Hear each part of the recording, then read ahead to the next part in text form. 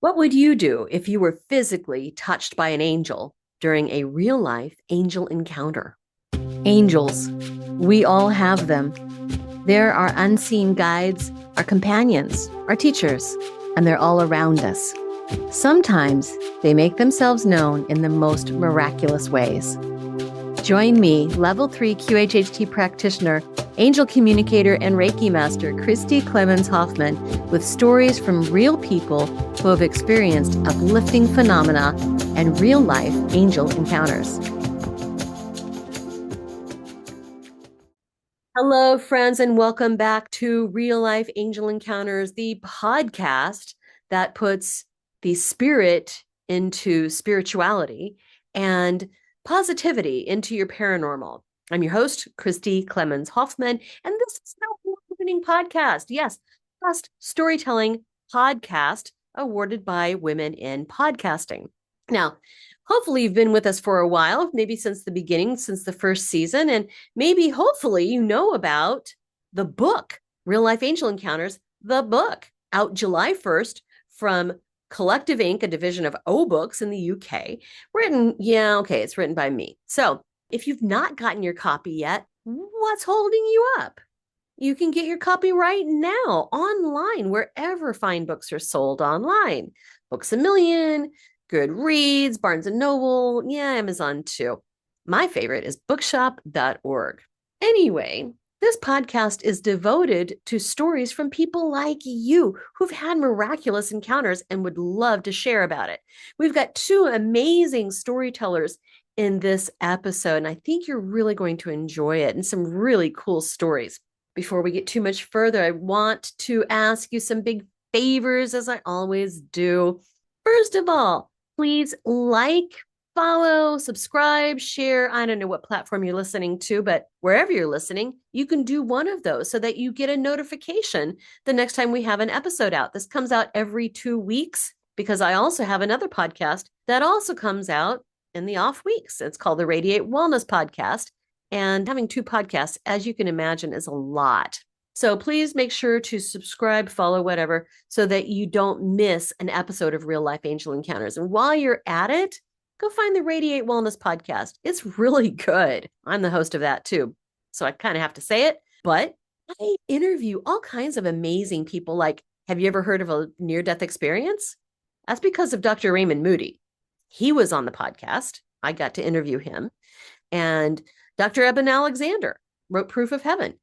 He had a very well documented near-death experience, amazing. And his book, Proof of Heaven, is just so interesting. And Whitley Strieber, who had a very well documented UFO abduction that actually got turned into a movie that he wrote called Communion, and a book about it, right? So anyway, a lot of stuff going on. So besides signing up for notifications, another thing that you could do that would be really helpful for us is to like this episode, like the podcast, like it on YouTube, all kinds of things, and share it with your friends, your family, your frenemies, your high school text thread, your neighbors. Share the podcast, because the more people who know about this podcast, the more people who can share their stories. So you get amazing content, right? We only get these stories because people listen and want to share the stories. So why not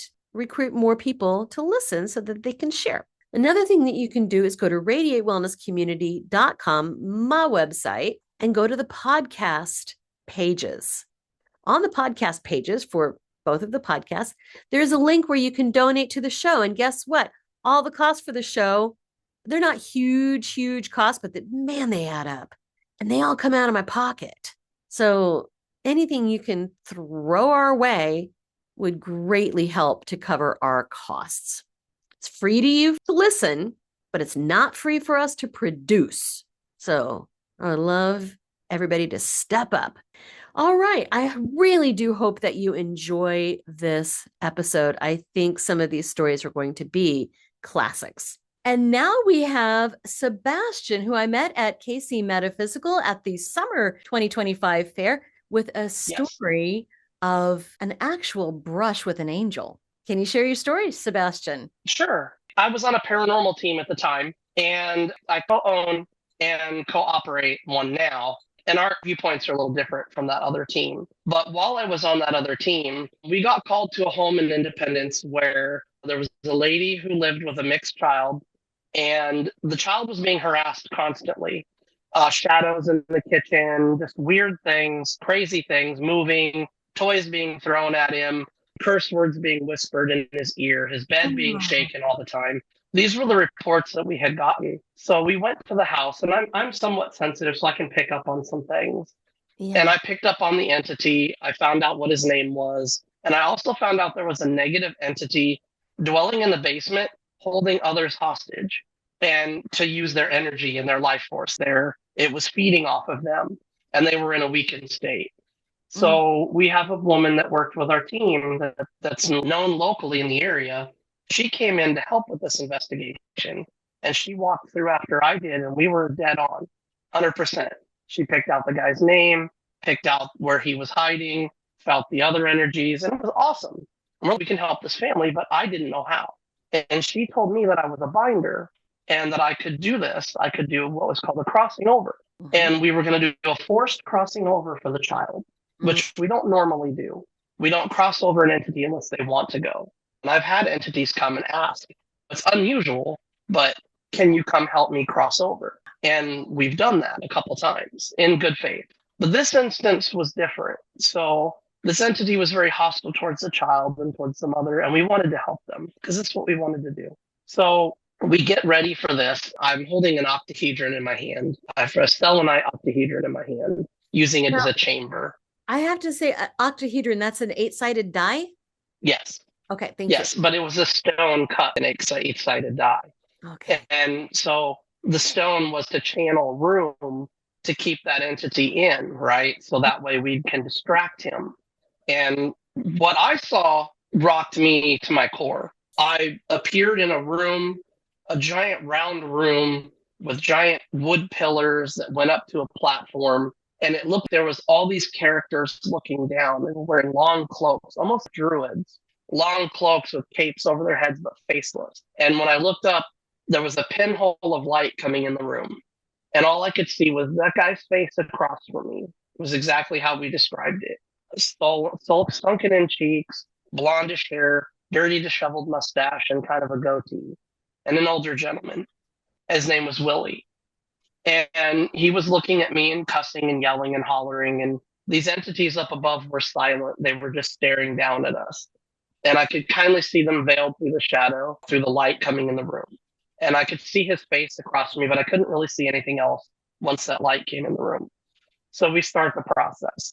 We're explaining to this gentleman that he's free to go. He doesn't have to be there, that we're going to let him move on because he's putting this family in danger and they're suffering. And I don't care. I don't care. I'm not going anywhere.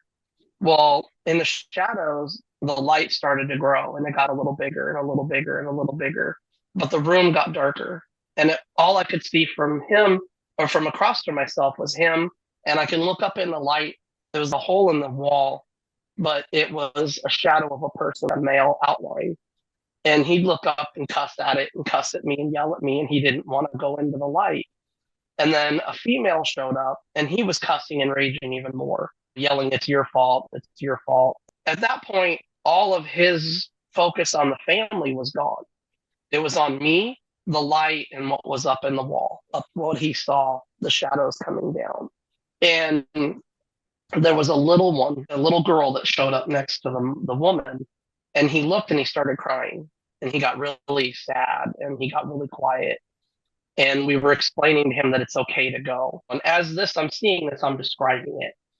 Mm, And Anna Marie's telling him, it's okay, you can go. Feel free to go to the light, move on to that next place, do what you need to do to free this family. And then before I know it, I look up and he's just gone. And I look up in the light area and the beam is gone, but there's a box, a doorway on the wall, and he's standing there as an adult holding hands with a child. So I see a male, female silhouette, a child silhouette, and another male silhouette all in the doorway, and the light goes out. mm, Well, at that point, she called in because there was a negative energy there. Well, when he left, that negative energy started to come alive and get upset. So the lady that was with us, Anna Maria, goes, I call forth the Archangel Michael. She's going through this spiel about cleansing the house, and to the negative energy, you need to move along.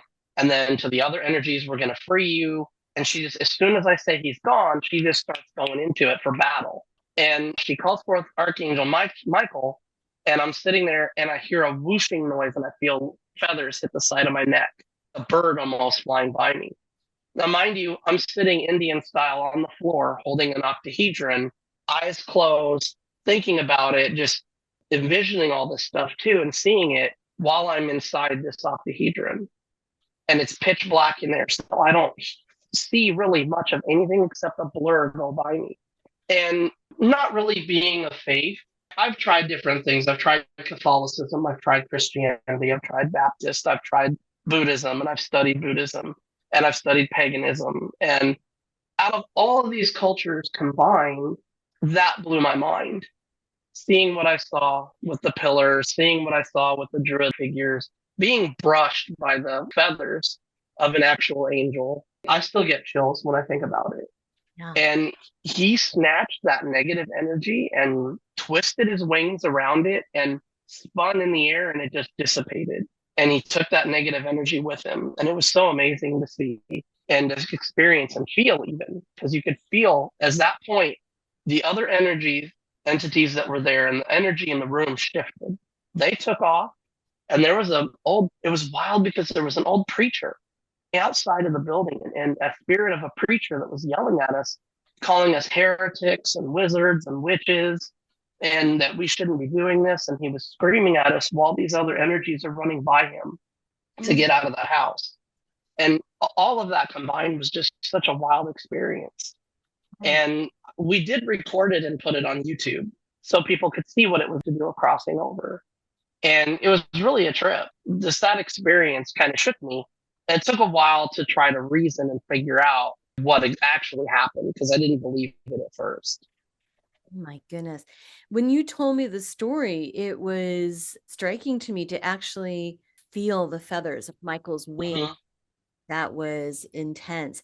Now, before we started recording, you told me something more about this spirit, why he was so adamant against this woman and her son. He was a racist. He was an old-timey racist. He black people and anybody but white people. So that was the main reason why, when we discovered to remove him from the property, is because the child was mixed. And the mother was having a really hard time anyway, because the father was nowhere to be found. And she was raising him on her own. And to deal with this on top of it, we didn't know what was going on at first. We just thought that it was a negative entity harassing them. And when we got to the property, I mean, I'm hearing, we had an empath on our team, and she was getting enraged. She's slamming things down and yelling at us, and she had to leave the room because she was picking up on his energy. And I was hearing every kind of curse word in the book and derogatory remark in the book. This guy's yelling about this child. And it was really unfortunate for the family that they had to hear some of that and experience a lot of that. So we wanted to help them and free them from that as quick as we could. And that was when, on site, we made the determination when we walked into it and we knew what was going on. We had to get rid of it to bring that family some peace. Right. There is no need for that entity to be around and to stay. No, he wasn't contributing, helping, positive in any way. And I said previously, crossing over is not a practice that we do. We don't force out entities unless they want us to, unless they come and ask us to move them along. And then we're helping both parties. We're helping the living, and we're helping the deceased or the spiritual in their path and find their way. And that's really cool. That is very, very cool. And you said this is on YouTube. Do you have a YouTube channel? It was on my old channel, which was Dusk to Dawn in Paranormal Investigations. So it's Dusk, the number 2, Dawn. And then it'll say the title will be Crossing Over. Nice. Wonderful. And you'll see me sitting there wearing a royal shirt, holding an octahedron in my hand. Really, I'm being led to calm down and relax and see things. She didn't describe anything that I had seen, which was really wild. It was all just there in place. Mm-hmm. And I spent a lot of time reflecting after that and thinking about it. why was I allowed to be touched by the feathers? Was I just in the wrong place? Did he not know I was there? Was it intentional? Hey, I got you, buddy. Didn't have time really to talk to you about this when I was there, but I used to have a recurring dream when I was younger that I was standing in armor and it was a bear on my chest and the armor plate on my chest. And I was holding a shield and a sword. And I would stand on the edge of a cliff and I would walk down a path and I would stand in front of this pool of red liquid, real thick, viscous red liquid. And these monsters would start crawling out of the side. And then a pillar would raise with a monster on it in the middle. And he was all white, but it would be stained from the blood as it was coming through because it ended up being blood. And then something would happen and all the creatures would come at me and I would just start thrashing my shield and sword and I would wake up. Well, I talked to a preacher about it and he's, that's a demonic nightmare. Don't bring that up again. Don't talk about that. We don't need to discuss that because that's pure evil. And I can't believe you have these thoughts. And he just kind of banished me off to the side. So I talked to a Baptist preacher about it and he said that that means you have a fight coming, something that you need to deal with. And I was, well, I don't know about that, maybe, but then that fight never came. So when I started this new circle of friends, when I got more involved in the paranormal, when I came back from my deployment from Kuwait and I joined the team, I started talking to more people when I brought up the dream. And the one person, Anna Maria, told me that it means I'm a warrior, that I'm a fighter, that I'm a protector and a guardian. And I've had other people tell me the same thing, that that's what that means, is that I'm supposed to fight evil spirits and negativity. So that once I realized that and it fit together with my mentality as a protector and a fighter, that it kind of came into sync, which was really cool. And thinking about that going along with that entity, maybe that brush on my neck and that acknowledgement from the Archangel Michael was, I got you, buddy. That's what I would think about it. I got you. This is a fight you can't handle. I'll take this part, but thank you for doing the rest. I love that. And that's how I would interpret it as well. Archangel Michael, of course, is a protector. He's a patron saint of police and firefighters and EMT and soldiers and anyone who needs that extra strength and protection. And he is, yeah, he's a big bouncer out of the negative energies and entities. What's funny, Sebastian, is that I just finished with an interview for Guys Radio podcast show. Oh, wow. Yeah. And the host, Robert Manny, who's a wonderful guy, he asked me if I would channel. And I said, well, let me see who's around. And Archangel Michael immediately stepped up, immediately.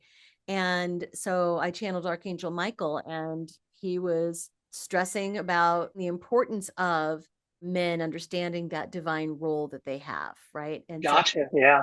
Very, very cool. Very, very interesting. Yeah. That's awesome. Thank you for sharing that story. I think it's important for everyone to know that we've got these angelic bouncers who are going to help us. Oh, yeah. From what I found from my experience over the years is that I think we have spirit guides, spirit animals, different levels. And I think that those are the top notch levels of guardians and protectors. And they want to keep us safe, but there's only so much they can do in one time. And it is really wild to think about that there could be something out there. There is something out there actually that can handle that stronger energy, that knows what we're capable of. I mean, we don't even know what we're capable of. That's so true. You know, when we do these investigations, we'll get good evidence for people to document what's there. And then all of a sudden we'll hear something say stop and all activity ceases, which is really wild. That is wild. Well, now, I mean, I always tell people, and this is very common knowledge, that when we ask spirits to stop what they're doing, that they're supposed to stop. Now, in my experience, that sometimes the very negative ones, the ones that are really intent on creating mayhem, it may take a few times to reiterate. Yep. You need to now. And I have to say, I am so glad there is one less racist spirit, racist soul out there. Can we get rid of all of them, please? Thank you very much. I would love to. I've done 400 investigations throughout Independence and other states. And that's the only one I've ever encountered that was that. Right. That was pretty bizarre. Thank goodness they're few and far between.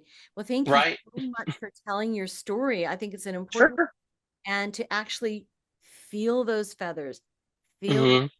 brush you, I think is important for people to know. So thank you again so much for telling your story. Yeah, thank you for having me. I really appreciate the time. Absolutely. Next up, we have James from San Diego, who I think is a kindred spirit, if I'm not mistaken. How are you today, James? So wonderful, Christy. We were talking just a minute ago about all kinds of things under the sun, and you are into some really cool stuff that I want to touch on. But first, you've got lots of really interesting angel stories. So let's dig in. What is Okay. your earliest angel story, do you think? To be honest, I'm not sure if it's an angel story or not. This one actually is really quick. It happened when I was 5. And this one, I'm 62 now. And I was a little kid. I was playing on the floor, and my mom, You're 62? yeah, Oh my God, you look great. Okay, go ahead. thank you. When my mother was ironing the clothes, Oh, yeah, yeah, yeah, the laundry, and she was standing kind of in between, but at an angle. And I remember I saw there was an opening to the hallway that turned right if you went into it. And I was sitting there and I looked up and I saw this being, and I didn't know what anything paranormal or anything. I was 5, and it's just a man, not maybe average height, and just kind of came and kind of went. Oh, And wow. and you look those old TVs when you were at a station that wasn't coming in, so they look Oh, static. snowy or fuzz. Yeah, Yeah. and you looked at, and I wasn't scared. I was sitting there and I go, Mom, look at the man right there. And she didn't look at. She just goes, There's no man. She's ironing, and I said, Mom, look at the man. He looks Mister. And we had a neighbor that he had a kind of a bald head and a mustache. And this being, from what I could see of the features, looked that, but kind of, I thought it looked Mr. Miller. Yeah, and I said, Mom, Mr. Miller is here. And she goes, No, he's not. And I said, Look. And finally, but this being was going slow motion and then went and then walked into the wall. And Oh, then wow. by the time she looked, he had already gone. But in my mind, in my 5-year-old mind, the idea struck me at that time that she wouldn't have seen it if she had turned anyway. Hmm. So I shut up I didn't say anything about it. Now, had Mr. Miller passed? No, he was Oh, very much alive. I just thought maybe because it what I could see of the features, which weren't clear, I thought I saw a mustache and very receded. So it could have been just someone who something looked like, at yeah. on When the you're that young, you don't have a big group of people to make a judgment about. right, right, right, right. Yeah, so that's a really early, early one. And you've got more where that came from. What other stories do So you this one I feel is angelic. This have? one happened. I'm going to do them in order Yeah. that they happened. So this one was in the 80s. And I was asleep in my bed, in my bedroom, and somehow I came awake and it was really peaceful. And then I saw light coming in between, beside the curtains to a window that faced the east. I thought, and I could see the line of light, and I thought, oh, it must be morning. And so I kind of looked at my wall that it was shining on, and this light was just shining on this is I can only call it as a crucifix. And it was maybe this high and maybe this wide at the cross piece. Wow. But it was one piece and it looked metallic and it was flat and smooth and silver. And it was maybe this thick and because it had depth. And I went that to see it from different, I could see it from the different Looking angles, around different, yeah, yeah, trying to see if it's So dimensional. yeah, and it was 3D. And I'm, whoa. And this light was shining on it. And as it was shining on it, I kept looking, and then it started to look flat, which I don't know how to explain it. It kind of started looking like a reflection on a window, Oh, yeah. and I could kind of see it was kind of becoming misty looking. And as I kept looking at it, it started to fade, and then it just kind of wisp and it was gone. Wow. And Wow. then I looked back at the window and it was dark and I had a little clock. And it was maybe 4 or 4:30 a.m., well before sunlight. Yeah. And I just lay back down. It just felt really peaceful. Yeah. I love that. Now, did you grow up very religious?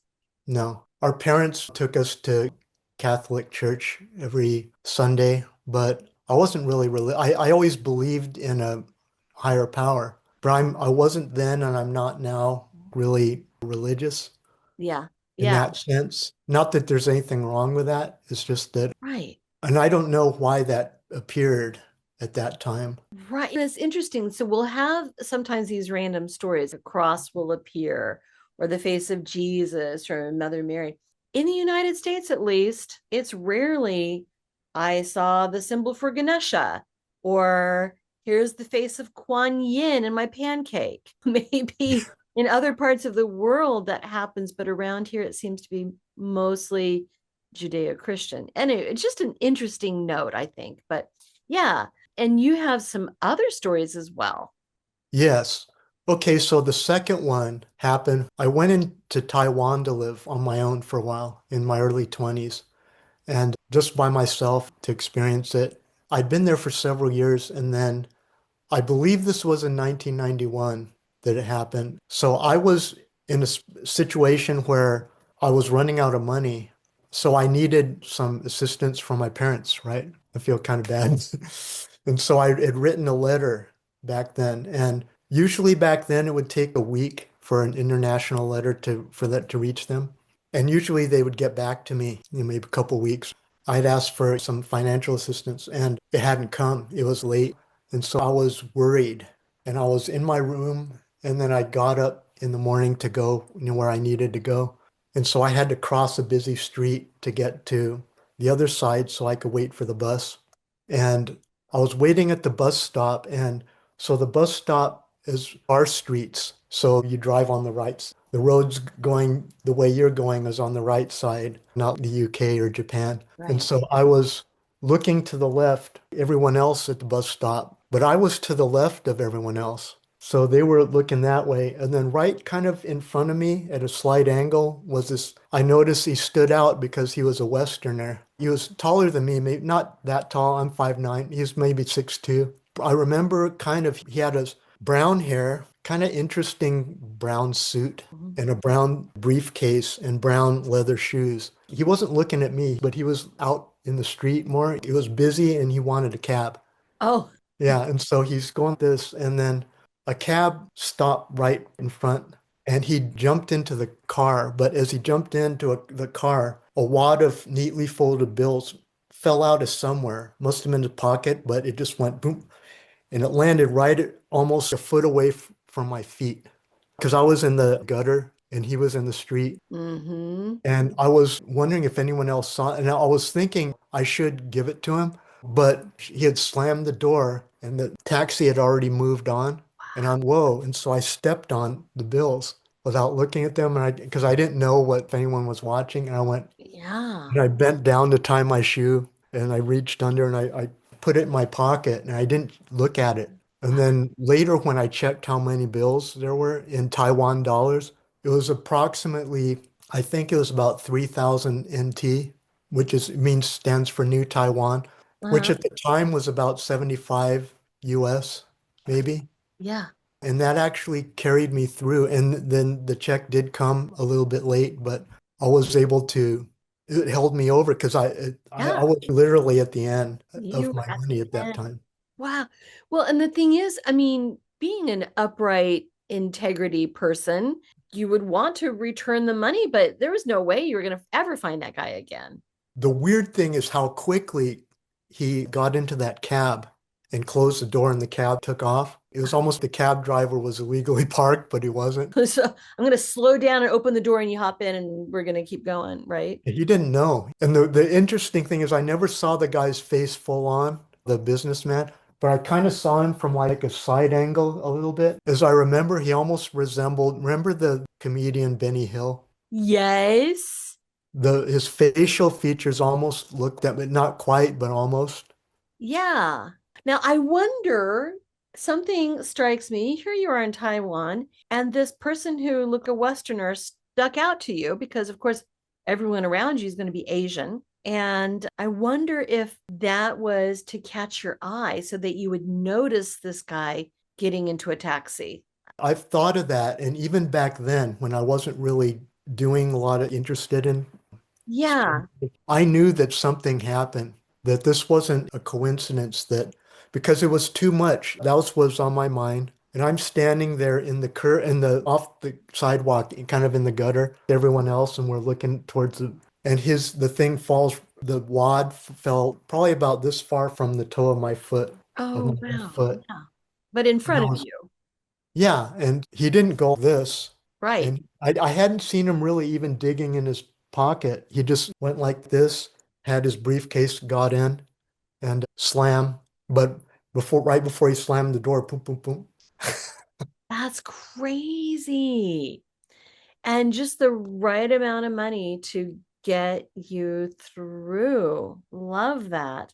Sometimes people will have something like that happen and they think, oh, well, that's a coincidence. Oh, how fortuitous is that? Rather than thinking, what if that was for my benefit? What if that whole thing was an answer to my prayer? Absolutely. I mean, there were foreigners, right? I had friends there, Americans, Europeans, but he would have stood out even because of his suit. The way it was, I Yeah. don't know, it wasn't anything wrong with the suit. It was just unusual, kind of not a dark brown suit. It was an interesting color. It, It made him stand out. yeah, yeah, yeah, yeah. You got your eye somehow. Very, very cool. And just an answer to your prayer, exactly what you needed. He didn't drop a wrapped peppermint. He didn't drop a comb. No, he dropped exactly what you needed. Yeah, Right? absolutely. I love you have another story as well. Oh yeah. So this one Oh, happened, I know the year it happened. It was 1995. Now, interesting at that time, for a while I was studying meditation, Kriya Yoga meditation. So I had this dream that became something that wasn't a dream. And so what does that mean? So I was having a dream and I remember the details. I was on one of those scaffolding when that painters use to clean the windows on high-rise buildings. yes. And so they have a rope and then they have wood and a thing to hold them there. And in this dream, I was lying down in one, and there were maybe a couple other people we were facing each other having a conversation about something. We weren't far from the roof, and all of a sudden, the scaffolding, one of the ropes went like that. And so No. it went like that. And a couple of the people started screaming. And I was just like this, and all of a sudden there was a silhouette of a humanoid silhouette over the edge of the roof, reached down and pulled them out one by one, but didn't come back. And so I'm lying in the scaffolding. I'm saying, "Hey, Hale, help me! I need help! I Yeah, need I'm help!" too. Yeah, and I got mad. So the next thing I know, I'm walking on the sidewalk and I'm still yelling, angry, and I'm saying, "Help me, help me." And I go into this building that looked the inside of a train station where they have those lockers and stuff. Oh, yeah. And I went in and I went up to a lock. It was kind of low in front of me. And I started banging on this locker and I said, help me, I need help." And all of a sudden the door to this locker opened and I felt myself being pulled up. Oh, wow. And this is where it wasn't a dream anymore. My upper body came up through a trap door, and it was an attic with a cheap plywood floor with cheap, thin carpeting. And it smelled a little musty. And there was a window it was a dirty window with dirty sunlight coming in, but it felt peaceful. Yeah. And this is where I could see the dirty sunlight. There was motes of dust going through the sunlight, and I actually caught one, and I went this, and Wow. it kind of twisted. And I went, and it went that, and I'm all, whoa. And then I knew it wasn't a dream, and all of a sudden I heard a female voice, and it said, "Jim, you've come home." Then I felt a warmth on my right side. It said, "I love you." And I felt invisible arms pulling me that. Yeah. And it felt, this is the most unconditional love I've ever felt in my life. And it happened only for a few seconds. And it's like, I thought that maybe I was dead. and that this was maybe the first stopping point, like a waypoint or whatever. Purgatory or something. I don't know. Not a Oh, purgatory. I just felt maybe it was step one. okay. And Yeah. I thought, well, this is wonderful. And then I felt the arms kind of faded, and I couldn't look while it was happening, but I looked and there was no one there by the time I looked. And I saw all these different little Gumby dolls dressed. This is where it sounds kind of silly. They were dressed in different clothing. And part of me was wondering, did that have to do with, are those representations of lives, maybe past lives? Being. And then I came out of it when I woke up. I was literally, I'd never cried that hard in my life, and I don't cry a lot. And I was literally crying, and because it was a disappointment, I thought I had died and I was done with struggling and living, and I am. Wow. You talk about that feeling of love, that unconditional love. That's transformative. If all of us could feel how much the divine loves us, we would, nobody would ever be alone or unhappy or angry or anything else. That's beautiful. In hypnosis sessions, this is quantum healing hypnosis technique. We're in direct communication with our higher self. Our higher self is connected to our entire spiritual team. One of my favorite things to do is to invite our team, our guides, our higher self to show this person how much they love them. People are crying. They just feel, I've never felt so much love in my life. So it's a beautiful thing. I was so glad that you had that experience, and I'm glad that it wasn't on your way out. Me too. I wouldn't have, that kind of was a different a turning point. And even though I used to suffer from depression for many, it wasn't constant, but it would maybe 14 or 15 till maybe in my 40s. And it went on after that, but that was a turning point because I'd never felt that. And I've never been afraid of passing. But yeah, I think that was the beginning. So it's a near death experience without the near death. So Yeah. now you have another story that happened when you were in massage school. Yes. Now, this was probably in 2005, 2006. We were doing, there were different requirements you had, and one of them was an Asian healing class. So we were doing this energy healing. I don't practice this particular modality anymore, but it was where you touch a point on the body, then you touch a corresponding point, and so you're almost a jumper cable. It helps to realign the energy. I believe that it was called Jinshin. Jinshin Jotu? Something like that. Yeah, something like that. I haven't that it's been a long time. So there was a big class, and the classroom was it had a high ceiling, maybe really high. And then there was a skylight. It was ground floor, but it was a high building. And so she had all these massage tables in the room, and half the class was acting as a practitioner, and the other half were on the tables. And Yeah. so and I was working on this young woman. She kept going like this on the table. Or she had a reaction on her face that She was uncomfortable with me, and I was wondering, do I have bad breath? Or is she uncomfortable with a male touching? And I was thinking that. And so as soon as the teacher said, okay, let's switch part people on the table, she jumped off the table and ran to the teacher and said, I need to talk to you. And I thought, oh, great, she's going to accuse me of something. right. I thought she would tell her that I was being inappropriate. And so, being nosy that I am, and they went into this little hallway and into a room, and I listened outside. And she said, when he was working on me, I saw this really, really tall woman at the head of the table. And she says she was really tall, and I could barely look at her because she was so bright, and her eyes were really bright. And she said him and her were talking, but it was in their minds, and I could hear it, and it was some weird language. I didn't understand it. And she goes, I don't know what this is. And the she was an older teacher. And she goes, oh, I don't think you have anything to worry about. That was probably James's or your guide or a guardian angel. And she was probably guiding him. And she goes, well, I don't know what it was, but I don't want to work with him anymore.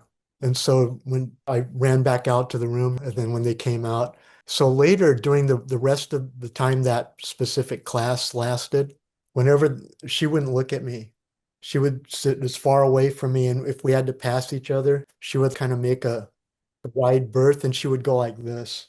She wouldn't Like even that. look at you. No. And I didn't know what happened because she had her eyes shut the whole time. So she wasn't looking with her Even physical looking. eyes. Right. She wasn't even looking. That is wild.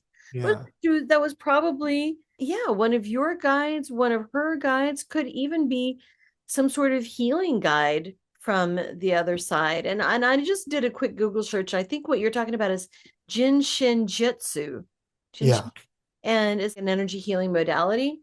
But yeah, who knows? But it's that sufficiently scared this lady. She sounded spooked. She was. I actually know some people that I learned channeling with, and we have a little private group.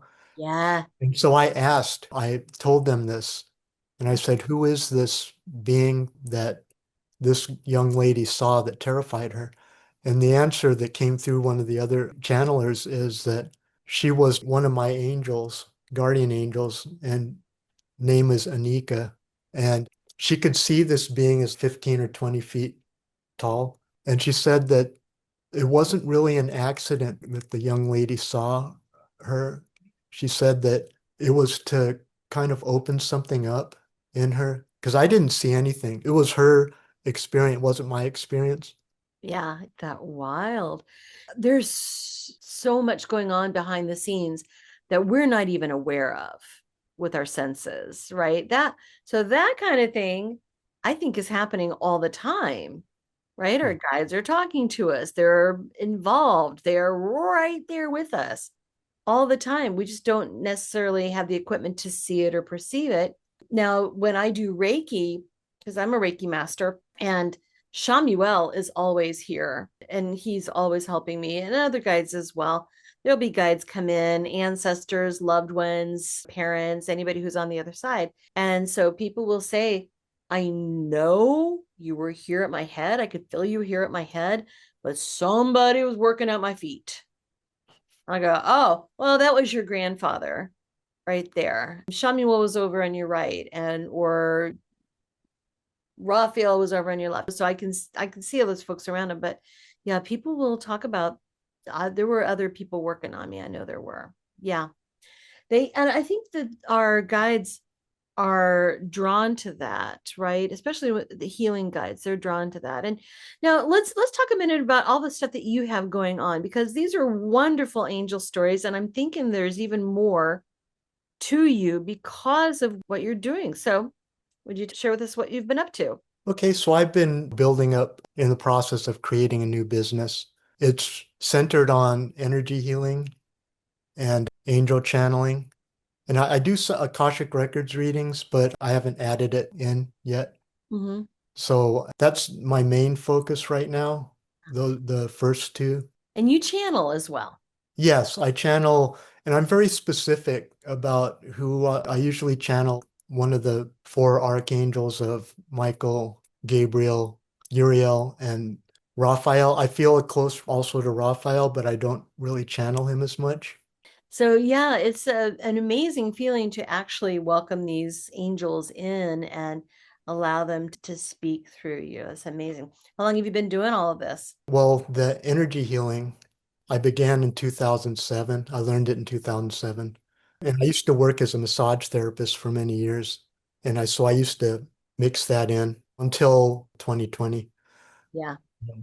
So I've been doing that for, I guess, 18 years now. The Akashic Records, I originally learned it in 2012, but I kind of went in and out But practicing that. practice, yeah, sure. Yeah. Sure. So I'm going to bring that up eventually into my business.